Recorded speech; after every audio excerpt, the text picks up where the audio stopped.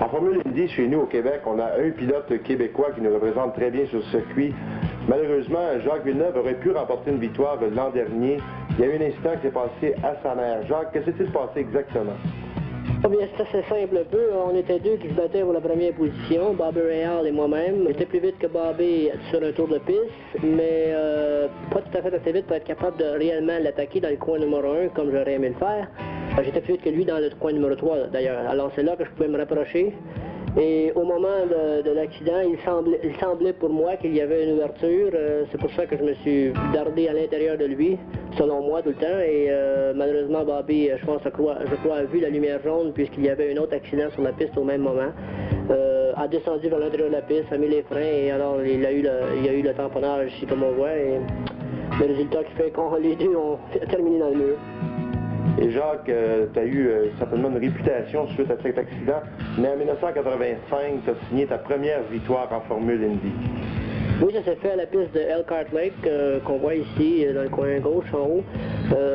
C'était, je pense, une course qu'on prenait un peu mollo. On a eu des problèmes toute la fin de semaine, le vendredi, samedi, on avait un bris de moteur, on était quand même notre meilleure qualification à date, on était qualifié en 4e position. Mais dès le départ, on n'était pas quand même très rapide en piste.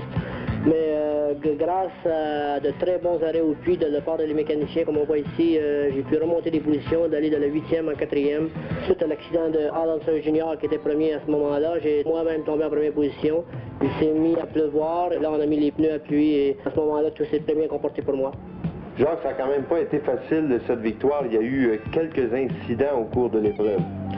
Oui, c'est certain. Surtout lorsque la pluie est sortie, comme on voit, j'ai fait un tête à queue ici à un moment donné, pratiquement un complet tête à queue au coin numéro 5. C'était glissant sur la pluie et j'avais freiné un peu tard. Mais heureusement, j'ai gardé le moteur en vie pour être capable de repartir. Il y avait aussi Kiki Mansilla, l'auto numéro 71, qui me dardait de près pendant quelques tours, essayait au freinage, ces choses-là. Mais à ce moment-là, moi, je n'étais pas sûr. Je croyais que c'était Michael Andretti qui me suivait pour essayer de me passer. Alors c'est pour ça que jamais j'ai laissé le passage, jusqu'à temps au moment où je m'aperçoive que c'était réellement lui. Je l'ai laissé passer, il a commis la faute, il a sorti de piste.